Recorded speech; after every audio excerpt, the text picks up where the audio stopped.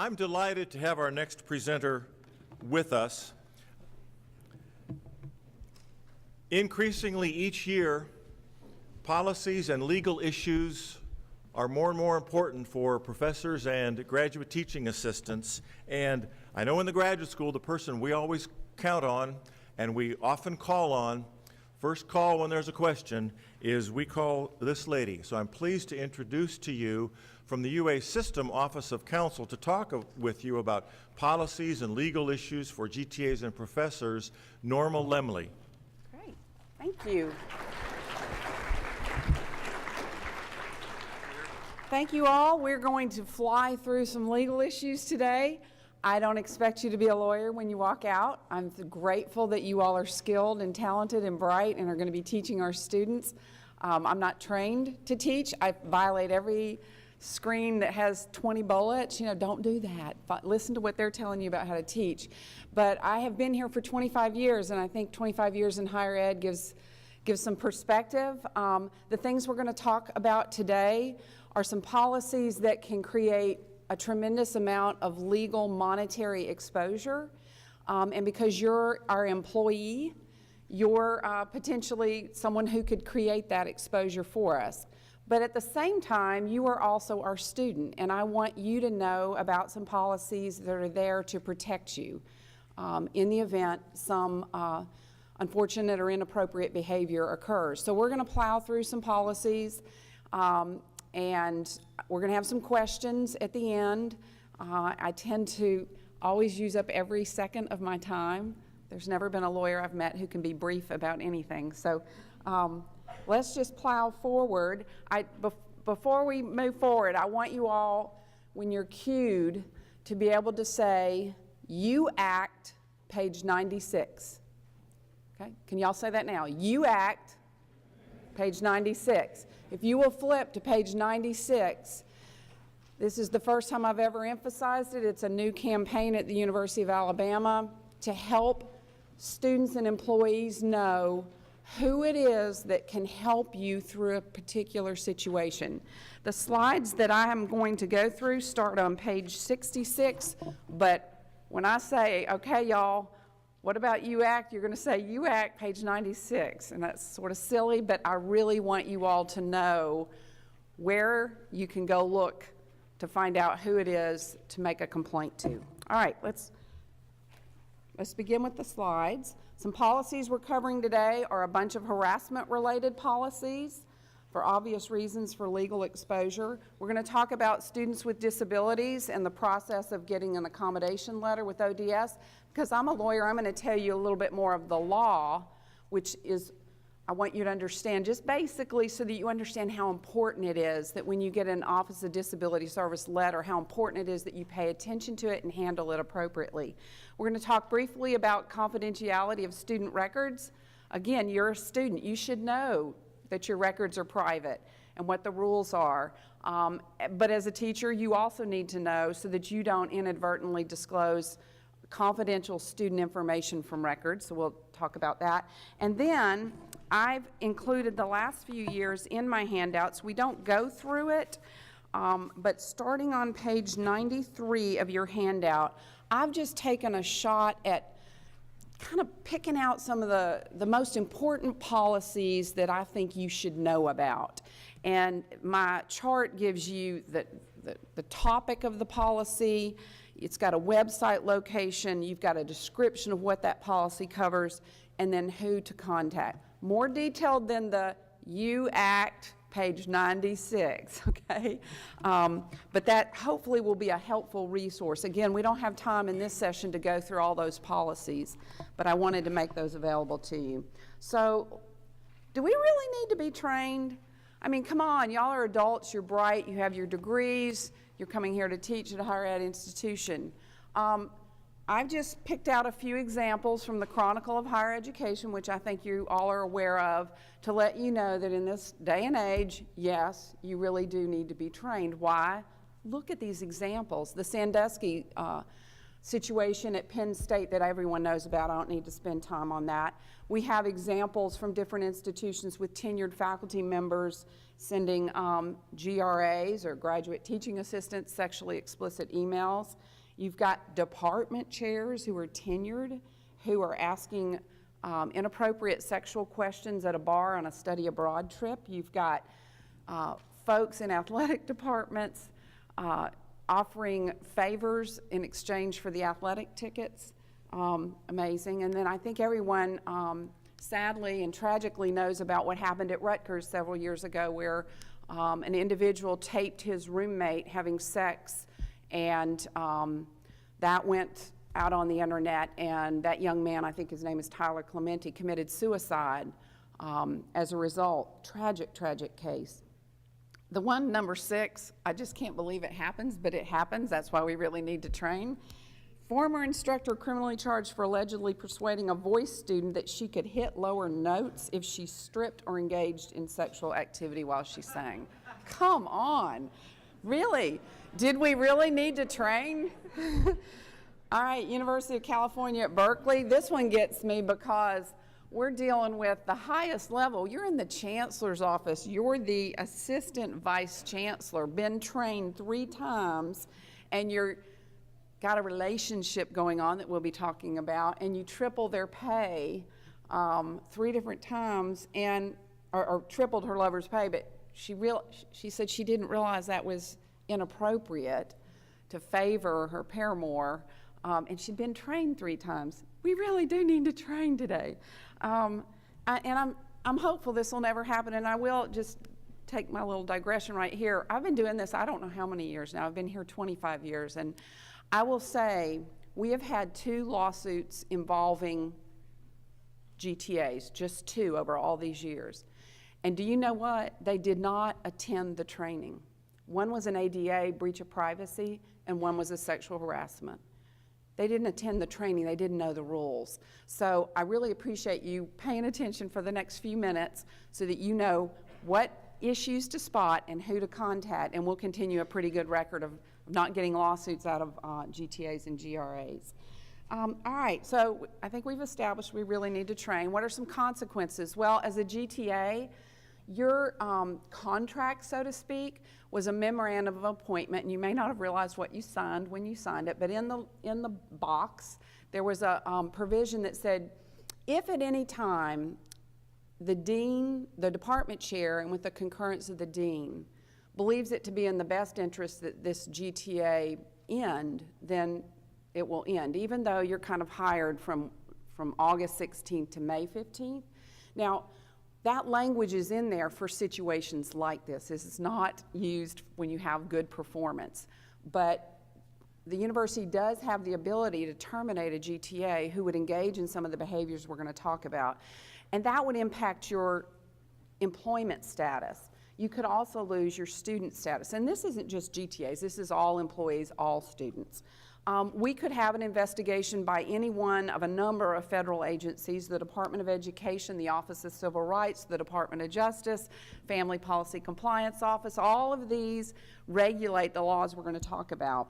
And that could, the worst case scenario, result in a loss of federal financial assistance. Thank goodness that's never happened. There are penalties involved with several of these. There are monetary damages for civil litigation. You could be sued individually, and let me sidetrack right here. We will defend you in a lawsuit. The lawyers in our office will defend you in a lawsuit where we have a self-insurance with UA, UAB, and UAH, as long as you are acting within the scope of your employment. So if you're involved in a consensual relationship with one of your students that we're going to talk about is not appropriate, I can't defend you. I can't provide a legal defense, and you're going to have to hire your own lawyer should that relationship go sour and there be a lawsuit out of it. Or there's a blatant violation. Now, we're all going to make mistakes. FERPA is a rule that we have to deal with every single day. We're going to slip up and tell a parent something we shouldn't have. That is not something that you're going to lose legal defense for. We're talking blatant violation of policies. So the good news is we're going to cover you. The bad news is you know, folks can file suits if you're not paying attention. Obviously, some of these things have criminal consequences to it. And then your reputational damage, and just go back to the slide in the Chronicle of Higher Ed, you'd hate to have your situation advertised in the Chronicle of Higher Education. So let me start going through the policies. Hopefully we've kind of got your attention that this kind of is important. It very much is important. And you'll be further ahead than maybe even some of your faculty members who we don't get this amount of time with. So don't be surprised sometimes that maybe they don't know as much as you do because they've been here a long time and this is new stuff coming out. First one we want to talk about is a mandatory child abuse and neglect reporting. It's by policy at the University of Alabama that if you suspect child abuse or neglect of anyone under the age of 18, so that means 17 years old and younger, and you go, well, I'm teaching adults. We do have some freshmen who are 17. And we also have a host of programs where we bring students in, and we have a lot of service learning where we're out in the community and we're working through Boys and Girls clubs or Al's Pals at different city school systems doing tutoring programs. That's where this kicks in.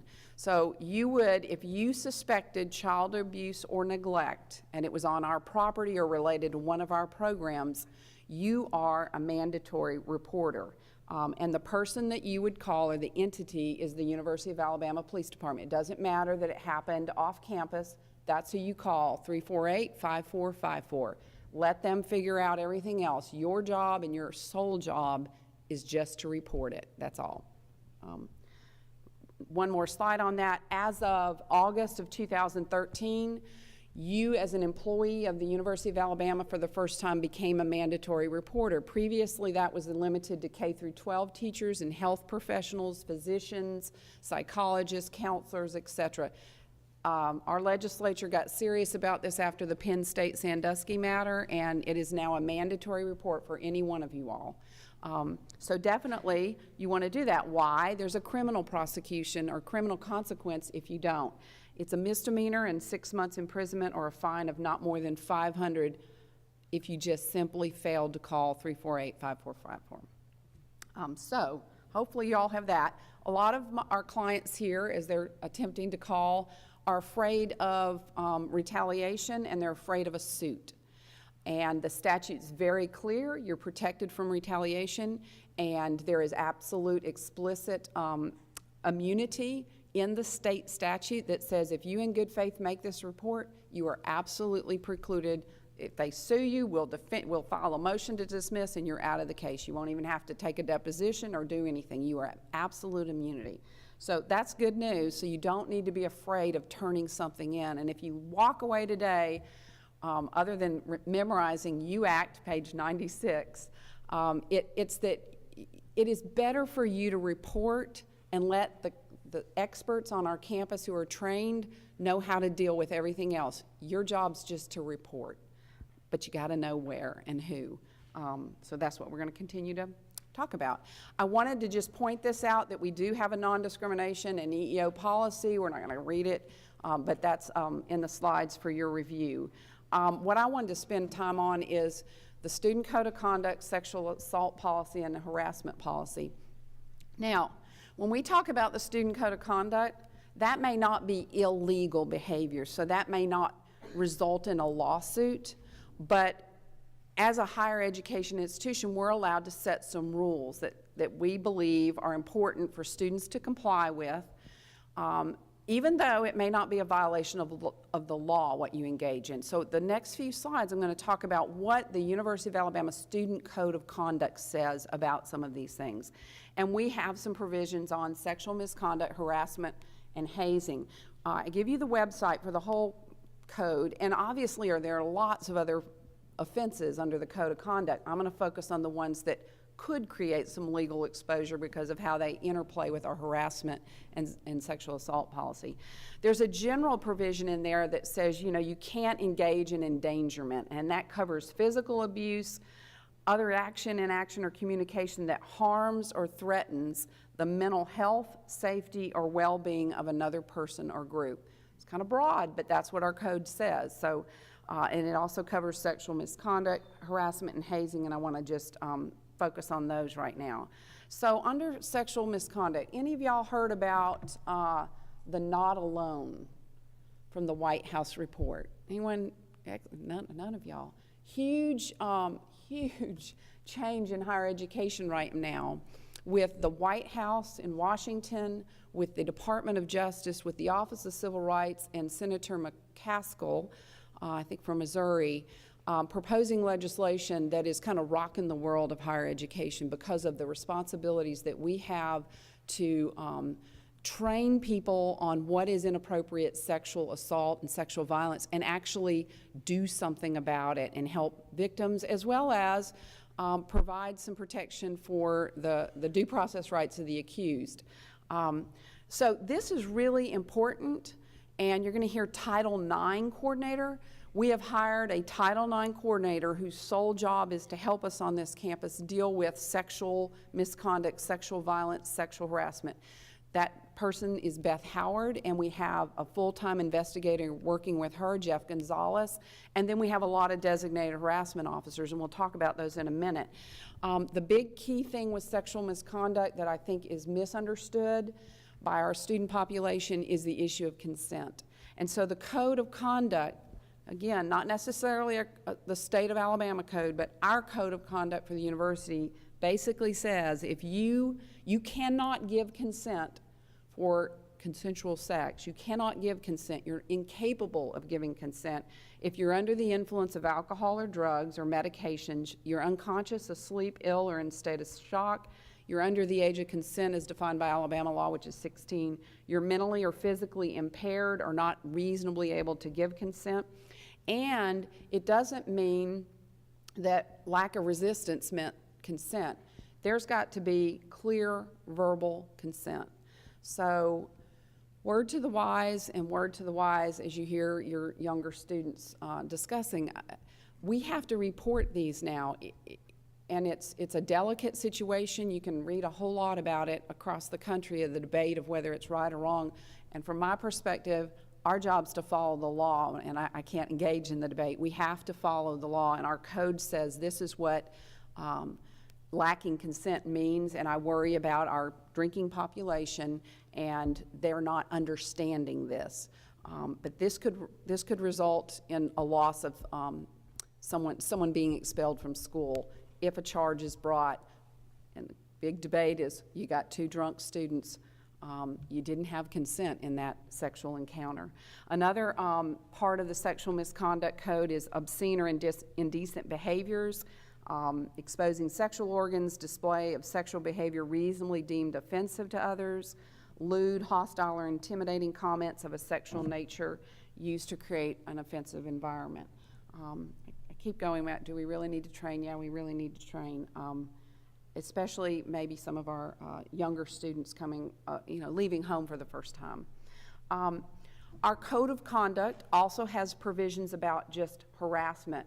Now, this is not harassment based on a protected status that I'm going to talk about in a minute. This is just any actions or statements that threaten harm or intimidation to others. You didn't necessarily pick your victim because of race, age, disability, gender, whatever. It's just you're treating people inappropriately under our code. It could be an act that invades the privacy of another person. I'll give you an example of that in a minute. It can be bullying behaviors, stalking, teasing, threats, harassing communications, destroying somebody's property. It can happen in social media, on Facebook, Twitter, on email, on computer. So I'll give you a word to the wise about that in a minute. So some of the examples that concern me that I think you need to be aware of, and also to help your students realize, some of them may not even realize that they are, someone has violated the code of conduct. But it's similar to what happened with Rutgers. I mean, you may have consensual sex, and you may even have agreed to have taped it. I'm too old, that blows my mind, but that's what's going on. I'll get over it. That just blows my mind. I'm a mother of 2 children at this university. That just blows my mind, y'all. But it is what it is. Even that consent, if it then goes and hits the internet or goes through whatever, all those, I'm technology impaired, but it goes through, it goes viral. Without the consent of the other party, that can result in someone being expelled from school. And that's obviously the emotional anguish and the threat. You just get back to endangerment, that's endangering the mental health and safety and welfare of an individual. Forwarding those kinds of things, whether it's in a group activity or just singly, a single incident. Also, some new things under the Violence Against Women Act, which went into effect this past year. We are now putting a lot of emphasis and letting people know, look, dating violence is part of this. Look, domestic violence is part of this. Stalking is part of this, and we have to count crimes now in those 3 areas, but we're also going to be rolling out some new policy language in the fall that tells you what that is. And some of it's self-explanatory, but just wanted to kind of point that out. Another, and I'm going to look at my time because I don't want to run out, another behavior that's covered in our code of conduct is hazing. Now, some hazing is illegal and some is not. Under this slide, which violates all the rules about teaching, don't do it, but I wanted to get it on one slide.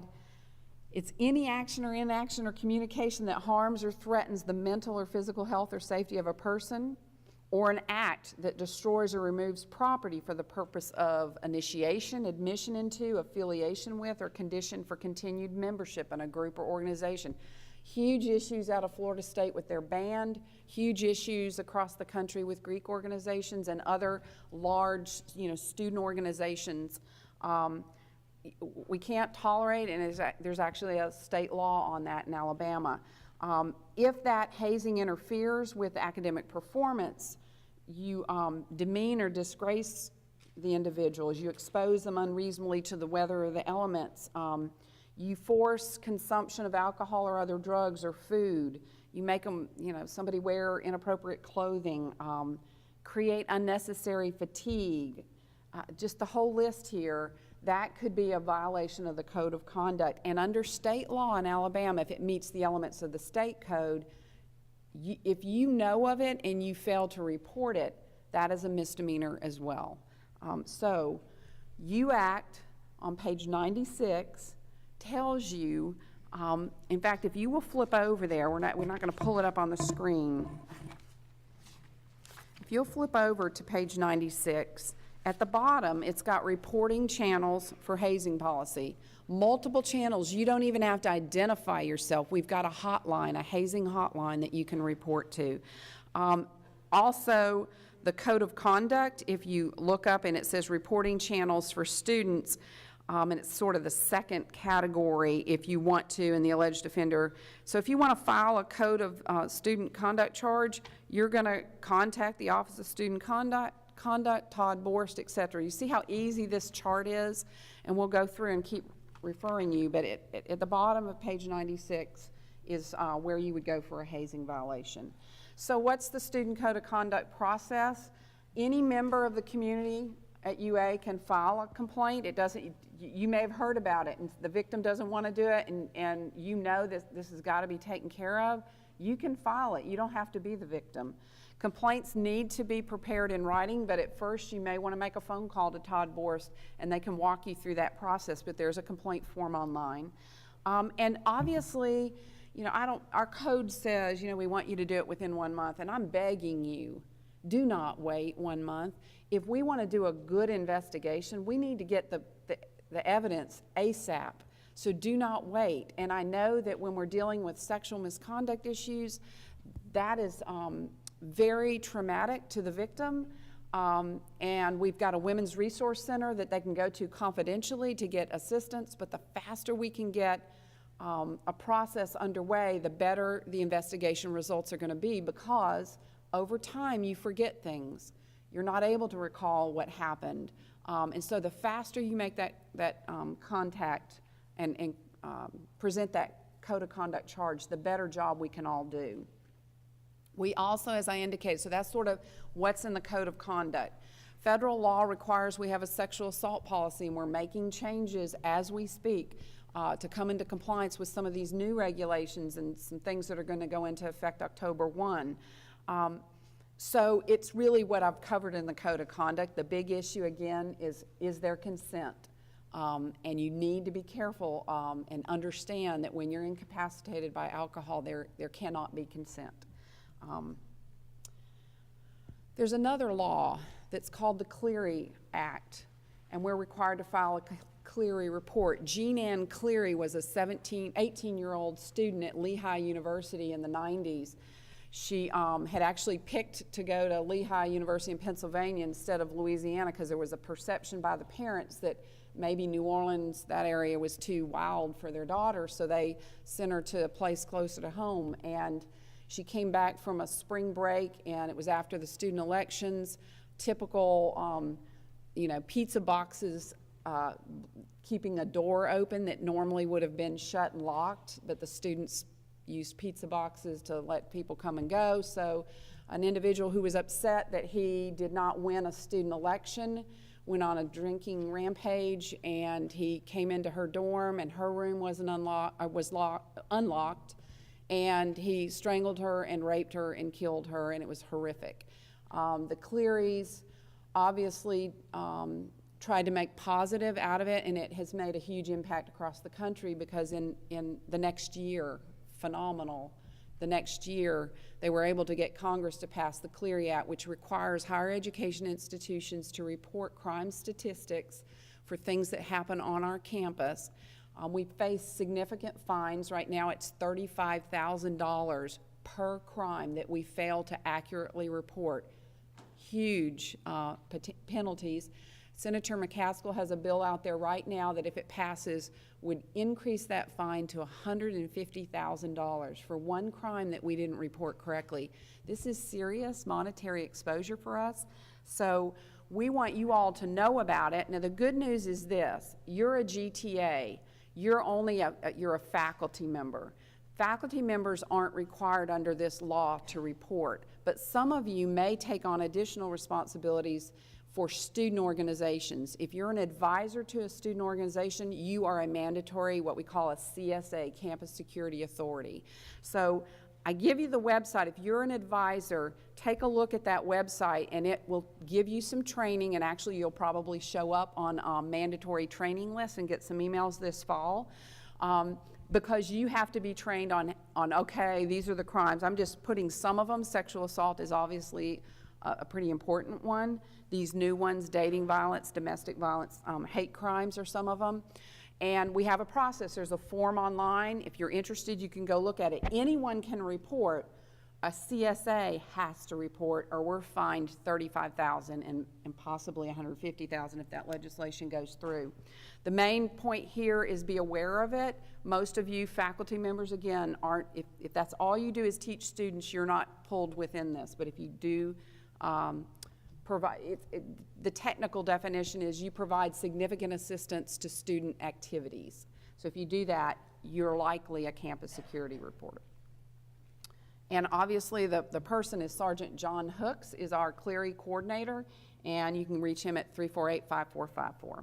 Okay, UA's harassment policy. Give a website to it. We obviously have a no tolerance. I think you've gotten an idea of some of the kinds of conduct that we won't, that is inappropriate under harassment. And by the way, I'll talk about this in a minute. It's not just sexual harassment. It covers all kinds of harassment based on somebody's protected status. If you know of harassment under the law and under the policy, you have to report it promptly. The code of conduct gave you 28 days. You don't have 28 days. You're picking up the phone and you're going to page 96, UA Act, and I'll give you a website in these slides, and you're immediately figuring out who to direct a student to if you hear about harassment or sexual assault or sexual violence. That's why we wanted and created the UACT website, so that you could quickly find out who to refer a student to. But when you're the faculty member in the classroom, and let's say something's going on, hopefully, this rarely ever happens where it's actually in your classroom, but you may be doing a study abroad or a service learning trip or a field trip where something could happen, and you be at a hotel or some place outside the university campus. You don't wait till the next day. You immediately report. It's that fast. We are required to train you, which is why we go through this process. And also, have some of y'all been notified of some mandatory training on sexual harassment? You've taken that? see a couple nodding heads. If you haven't received it, you will be. It's a mandatory, and you've got to take that training. Why? Because the law requires us to do this. Our policy also identifies the reporting channels. Again, if you go to page 96, you act, and you're a victim of discrimination, we're going to refer you to what we call these designated resource harassment persons.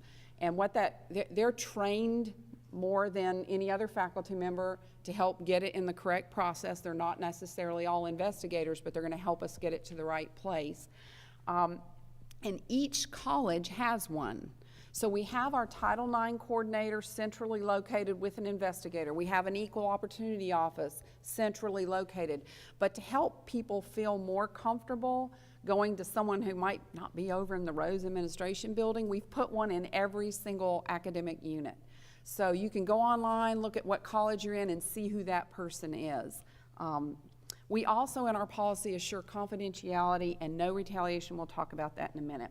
So I indicated earlier, this harassment policy covers all protected categories. If you direct harassment toward another person because of any of these characteristics, age, race, color, religion, ethnicity, national origin, sex, sexual orientation, age, disability, or their protected veteran status, that's what, you can't do it based on that, okay? So that's what's pulling it into this policy as opposed to a code of conduct. And this policy matters because this is where the monetary dollars come when there's a lawsuit. This is where you can be named in a lawsuit.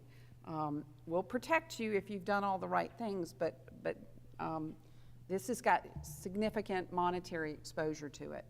I also wanted to point out that our Title IX website spells this out, but I wanted to point out on this slide that if you're dealing with sex discrimination, that includes same-sex or gender stereotyping is what some of the cases talk about.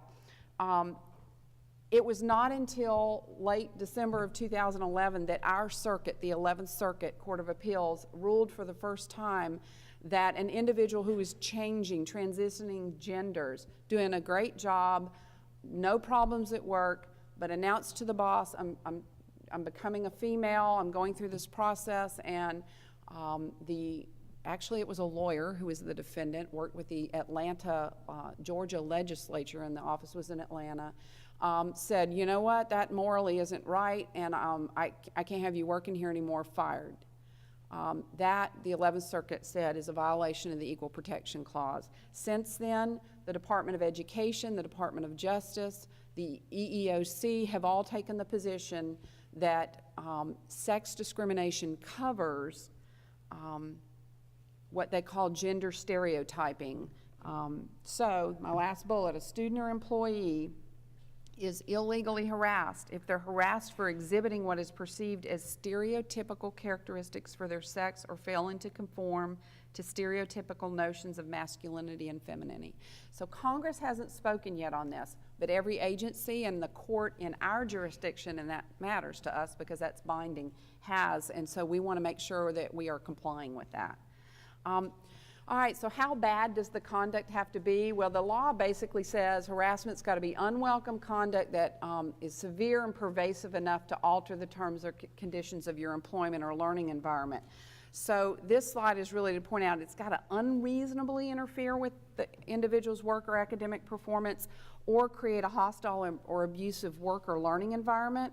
Under the Title IX, which would be the gender harassment, the Department of Education says, here's the test. Does the conduct interfere with or limit a student's ability to participate in or benefit from the services, activities, or opportunities offered by a school?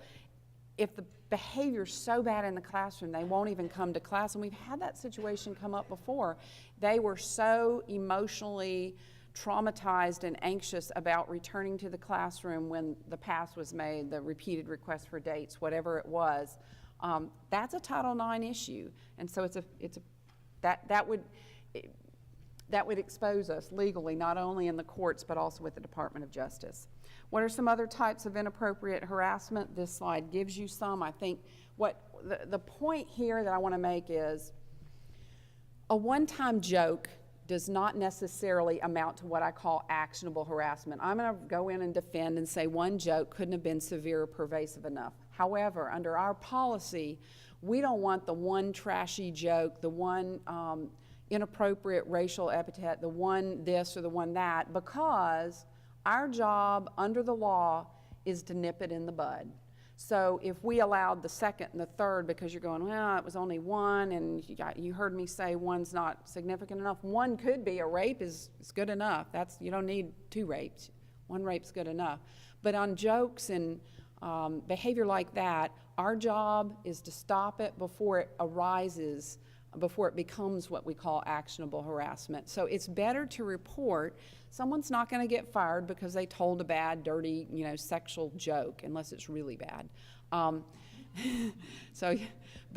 let's say they did, clueless, kind of didn't. Now, GTAs are not tenured professors, so I don't even want you to explore that, okay? But I'm trying to say our job is to pull the employee in and say, you know what, that was offensive, and if you did that 2 or 3 times, you would be exposing us. Don't do it. We're going to talk in a minute about the borders of academic freedom and how we don't want to squelch academic freedom. That's too important to the academy. All right, so a word of caution about Facebook or any social media is, I've really already mentioned it, is that you all are GTAs and your memorandum of appointment gives a pretty quick out to a dean that needs to terminate. So my advice is don't push the envelope on your Facebook or your social media, especially if you're inviting your students. I am in the same boat. I'm an at-will employee. I have no tenure. What I do because people know who I am, they associate me as the lawyer of the university, I got to watch what I do out there.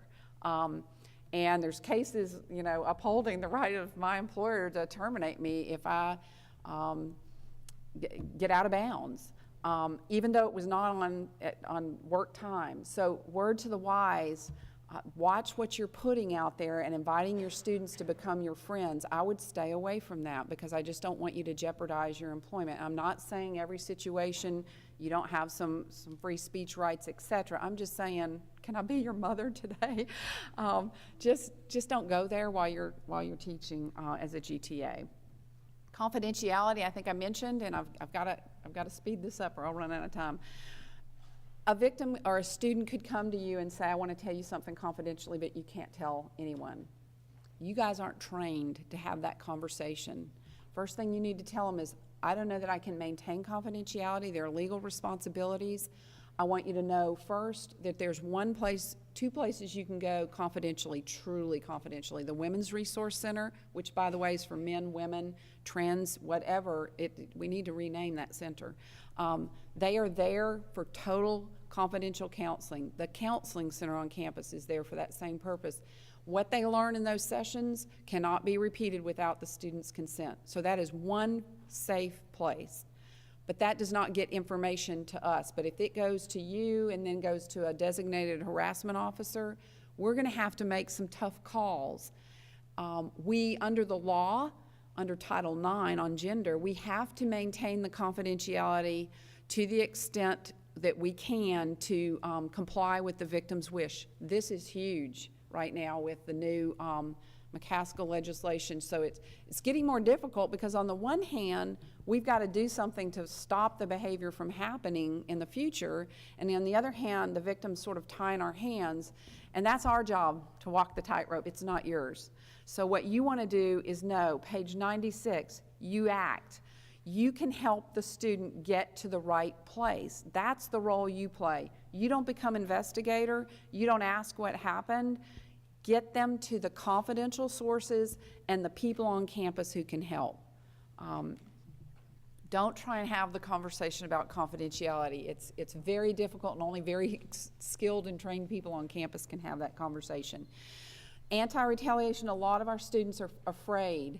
If I tell this, they're not going to X, Y, or Z. My grade won't be good. I won't get a reference, da-da-da-da. The law absolutely protects under Title IX, under Title VII, under Title VI. I could go through every statute.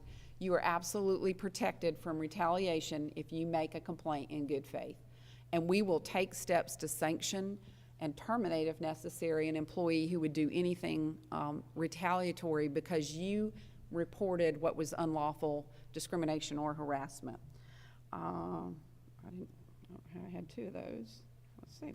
All right. Problem with consensual relationships, let me talk about those.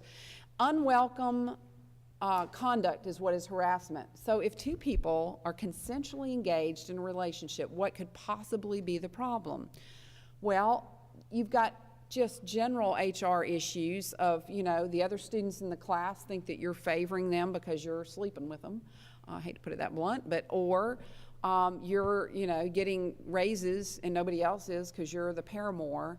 That creates all kinds of problems, but, you know, technically that's not illegal. Here's the problem. The problem is, and it's come up more in the student-teacher context, where the student has no authority, you're controlling that grade, you're controlling the reference. You may not even have that power, but you might control which group they get in a lab, or you know, what time they come in for a particular thing. You've got some authority over that student. It does not have to just be the grade. So you're engaged in a relationship, everything's great, there's no drinking, so you don't have to worry about the consent. It was all consensual. And then later, the student comes back and says, I felt like I couldn't say no when he asked me out or she asked me out. And so I really just went along with it because I didn't know what to do, and I'm, you know, it really wasn't consensual. That has happened. Sometimes two years after they go into grad school and get therapy, and then we come back and we hear about it. Therefore, because we want to avoid the harassment case that comes out of those relationships that go sour, the University of Alabama, as well as most higher education institutions, has a consensual relationship policy that prohibits you from dating any students that you might have. Now, if you are dating someone in an entirely different department, they're a student, you're the teacher, but there's none of that authority, that's perfectly fine. We're not in the, you know, the love, I love you business or marriage. I don't care if you're married or not married, that's not my business. It's only whether you have some authority. That would be a violation of the policy, and that, as a GTA, from prior experience, I will tell you, you will get fired. And so you don't want to engage in that. So I've kind of told you what that policy is. What about hostile environment and academic freedom? Some of you all are in arts and sciences, and you're teaching some stuff that offends our students. Let's just, criminal justice, sociology. Some of it is our kids have never heard these ideas, or they're morally opposed, which is that's their right. We're not trying to change which belief system they're going with, but we are a marketplace of ideas. We do want our kids to be exposed. As a parent, I want my children to be exposed to ideas that I didn't expose them to in the home. Why? I want them to make their own decision. The better educated they are, they've had more exposure to different ideas. Some of y'all are going to really upset some of the students. It ain't gonna happen in math or chemistry, y'all, so don't, in the sciences, this isn't where I'm talking about. It's more you're teaching some sexually explicit literature, or, and that's part of your curriculum, or something that's gonna talk about religious studies that's very controversial, or you're gonna talk about the criminal justice system and how there's an adverse impact on African Americans and Latinos in Alabama. That offends some people, and we've actually had complaints about it. So what we don't want you to do is shut down teaching of controversial subjects, because we might as well shut down as a higher education institution. There's academic freedom and protection. Where you lose it is when you start turning that discussion into something for your own personal gain. In this particular lawsuit that I give as an example, an English lit professor had the right to talk about his sexually explicit literature, but he crossed the line and started talking about his own sexual escapades, asking the students, when some of the students were disgusted and called him out on it, he ostracized them.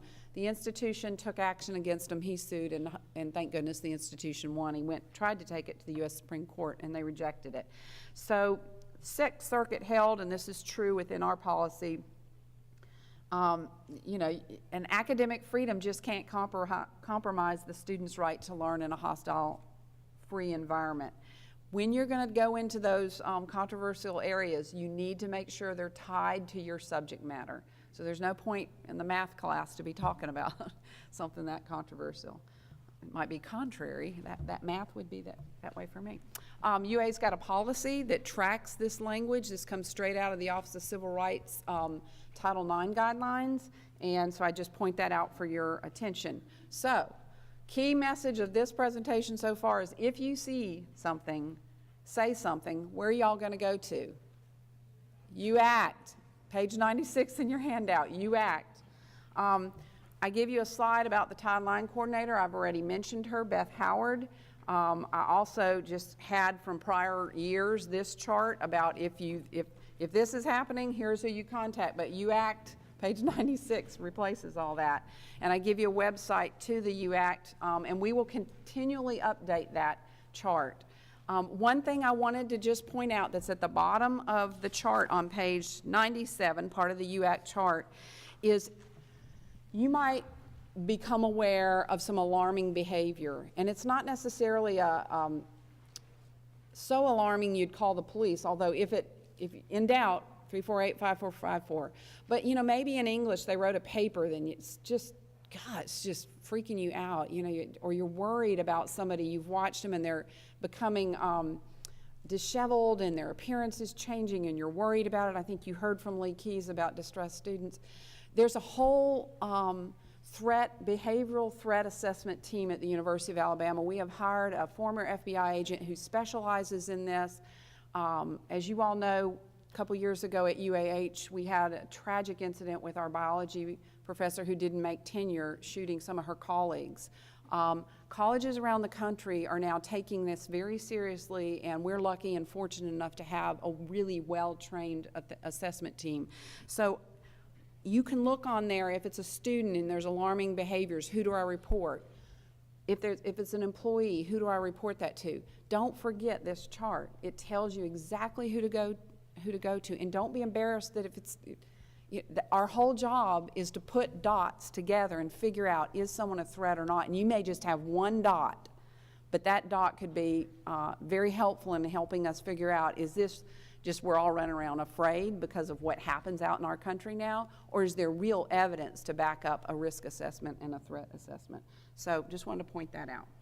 We're going to fly through students with disabilities, and I'll just tell you this, these are the laws that drive the tips I'm about to tell you.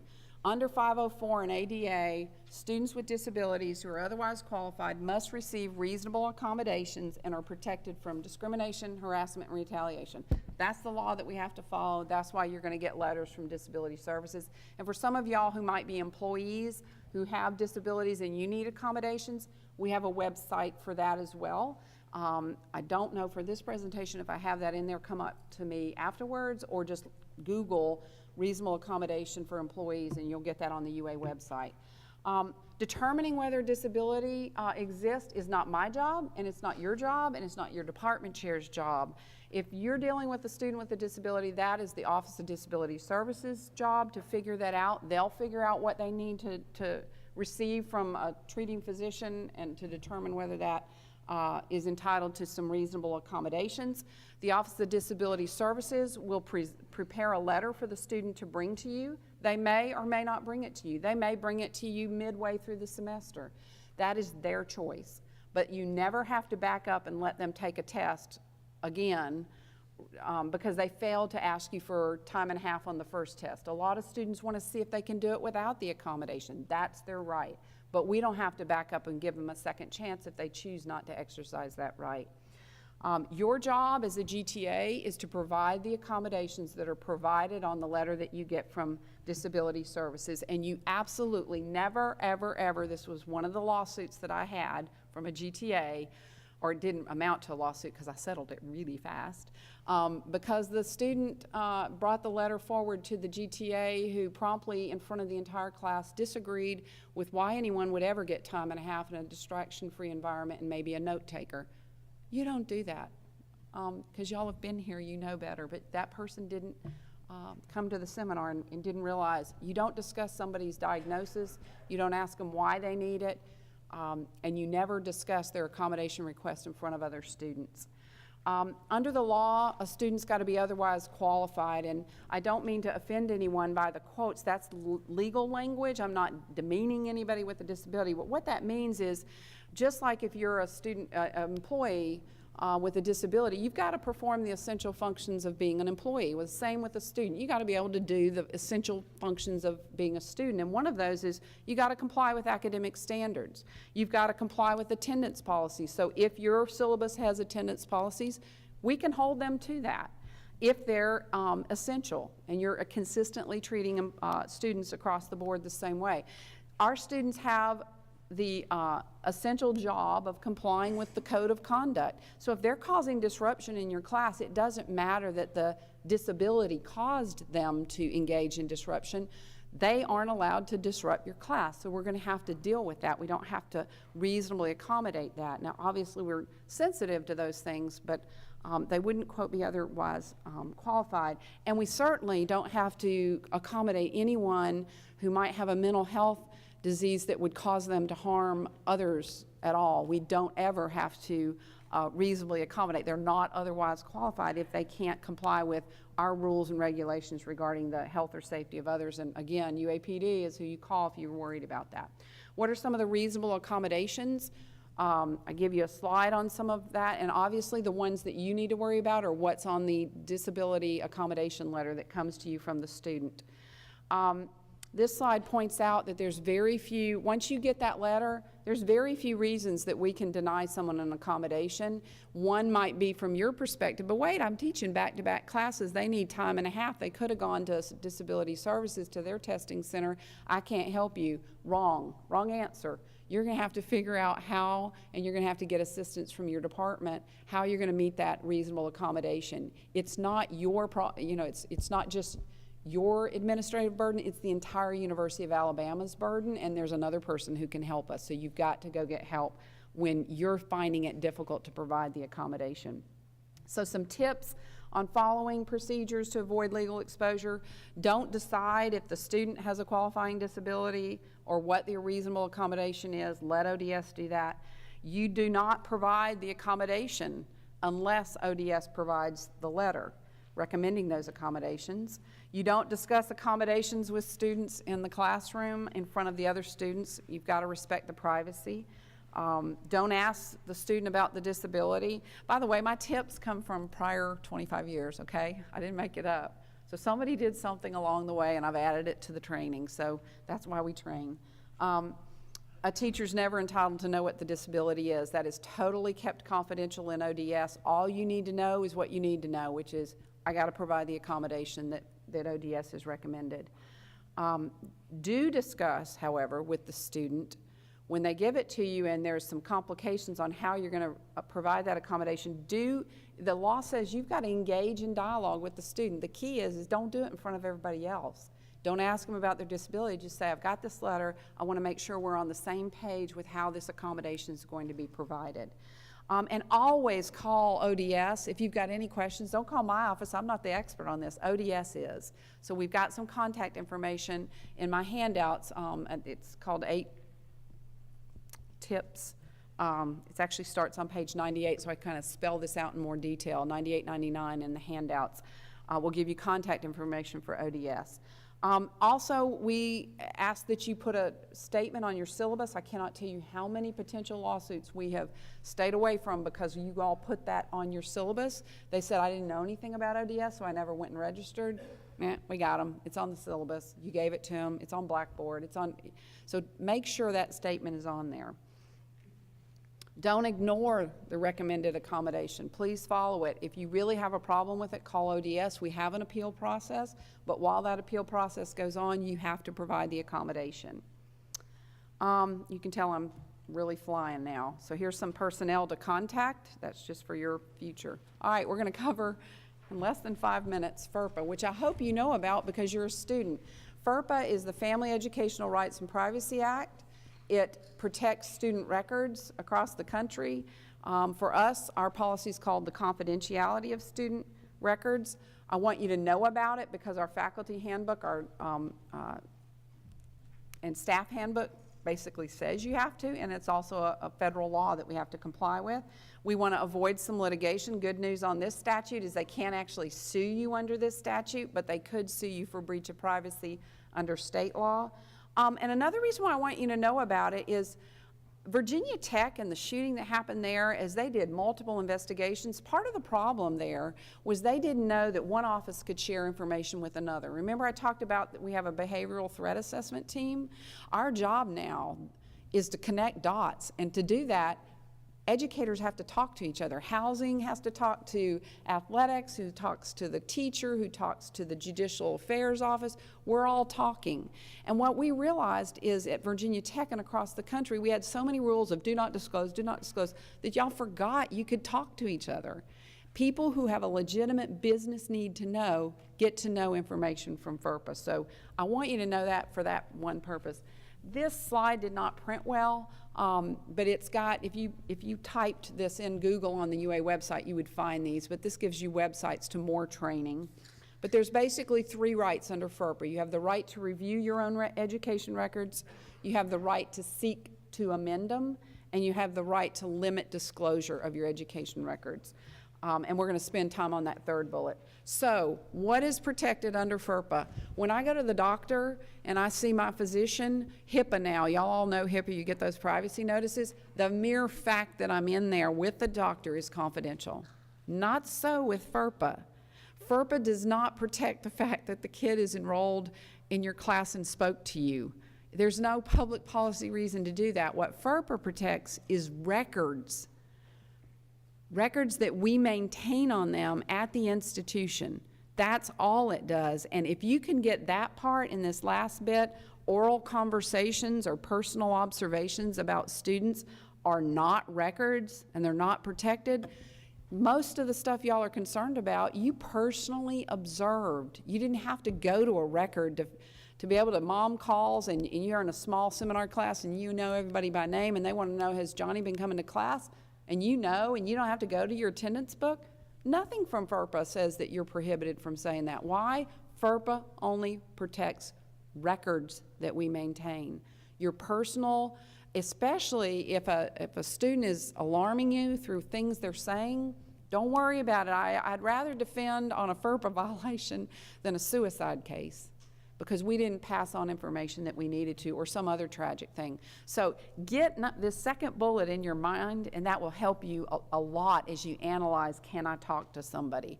Oral conversations, personal observations are never protected under FERPA. It only applies to the records we're maintaining. General rule on that, anytime you get a student's written consent, you can always tell a 3rd party, an employer, a future institution, whoever, they're going to ask you to write a reference. You can do it. Just get their consent. That makes it really simple. And there's nothing magic about it. I give permission for you to give these records, but do get their written signature and a date. But it's that simple. It's not really regulated like HIPAA is.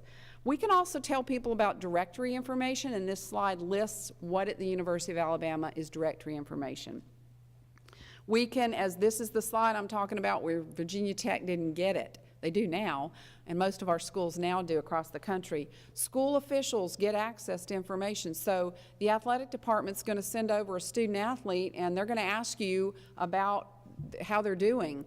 To be quite honest, they get a consent over in the athletic department, but technically they don't have to. Why? They're a school official. They're calling you because their job is to help our athletes succeed. You all want to cooperate with them. If you have any questions about that, you can, question, what their position is or whatever. But school officials, people who have a legitimate need to know, if I need to look at a student record because I'm defending a matter, I have the right to do that under FERPA. There's nothing to violate it. Parents. There's this really crazy rule that if you claim the child is a dependent on your tax return, then for that year, the institution, University of Alabama, can, not required to, can turn over information to the student. When students come to the University of Alabama, the right under FERPA no longer belongs to the parent. When they come here, regardless of their age, this is now their privacy right. And so we couldn't tell the parent unless the parent claimed as a dependent, and we don't even have to. But good consumer relations tells us that they're paying the bills, and so you usually want a partnership, and there's good retention rates. So we encourage for you to know where it is a parent can work with their student to get released, and that's what this slide's about. It tells you where on the MyBama link you could help direct a parent to the form so that they can get their student to consent. But remember, if you know and have personal knowledge and don't have to go to the record, you can talk to the parent. And then finally, anytime you have a health and safety, anytime you have any concern that there might be a group of people who need to know, and they're not UA employees, but that they could help alleviate the emergency, then the regulations have changed since Virginia Tech. They used to really scrutinize this. They've opened it up and said, as long as you can give a rational basis that an emergency existed, then you're good to go. Now, we don't take that lightly. We really want to do the right thing here, but I'd rather defend a breach of FERPA case than a suicide or something horrible happening. All right, I'm 5 minutes late. I don't know where Will is, but I'm all right. I can go till 1:30. Another 5? We're opening it to questions. And I think you're going to have to scream out unless there's a microphone in the... I've got one over here. Let's see if we can hear you, and I'll try and repeat it. Okay.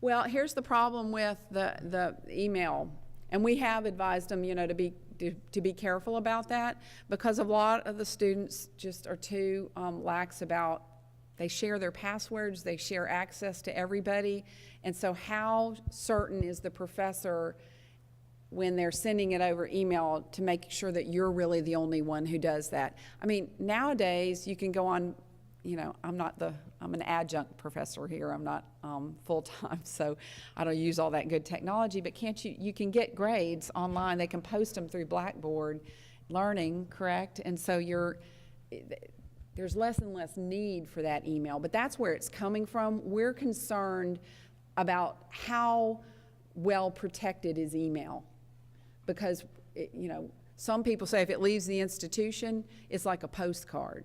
Now, I'm not a technology person, but someone in here who's trained in OIT knows that what I'm talking about, but they tell me it's like a postcard. So how secure is the email?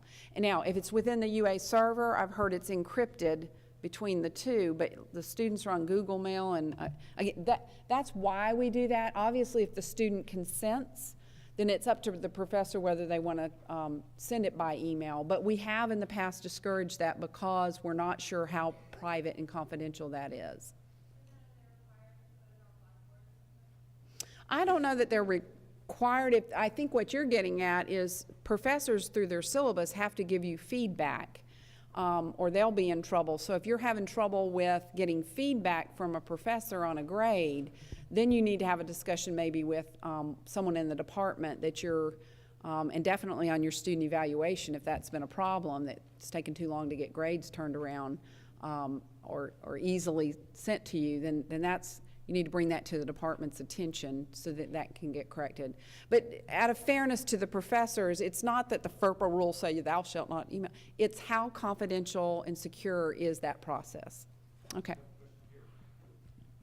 For personal, professional licensure reasons, I need clarification on something you said earlier. You said with regards to reporting child abuse, the policy on campus is to contact the university's police department. Right. Has our police department been given the authority by the State Department of Human Resources No. to take those reports? Because my professional license requires me to do something different. Absolutely, and that comes up at our medical center, and we've worked through this. The UAPD in those situations are immediately contacting DHR.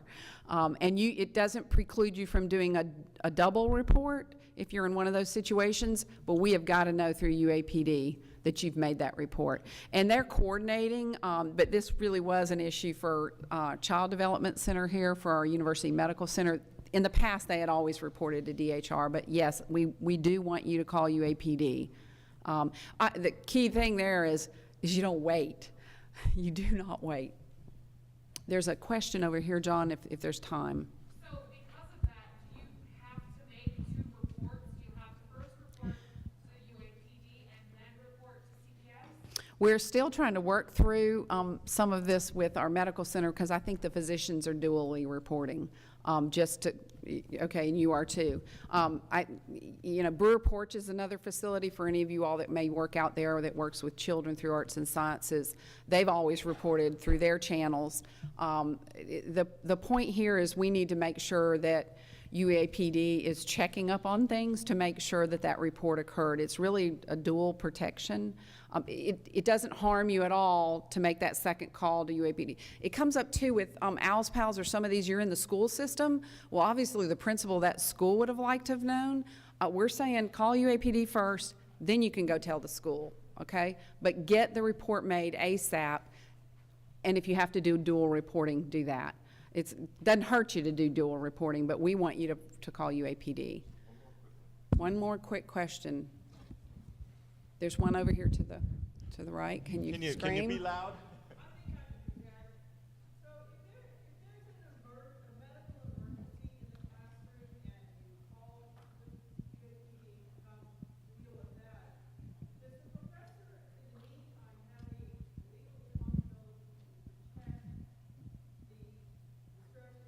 No.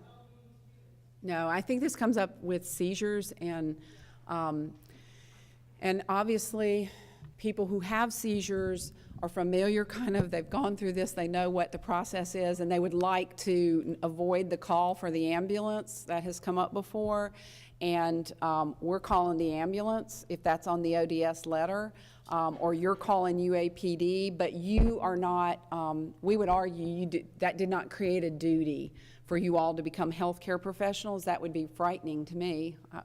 I would commit malpractice, as you would as well. I mean, we're not trained to become caretakers from a medical standpoint. It's you act. It's you call instantly when that happens. And you don't have to assume a duty under the law to take care of that individual. There are some statutes in Alabama that allow, if you're a volunteer, that can provide some protection. So I don't think we're standing in the way of another student doing that. I think the harm, obviously, of allowing a student to attempt to do some CPR or whatever is what if they're not trained. On the other hand, that individual could save that person's life. So I've never said prevent the student who's trained from doing that. This is so interesting. I've never had these kinds of questions. Yeah. Excellent questions. Yes, sir. In that situation, wouldn't you be protected under the Good Samaritan Act? That's the law I'm talking about. Well, very good. Thank you so Wow, much, y'all are Norma. great. Appreciate it. Most helpful.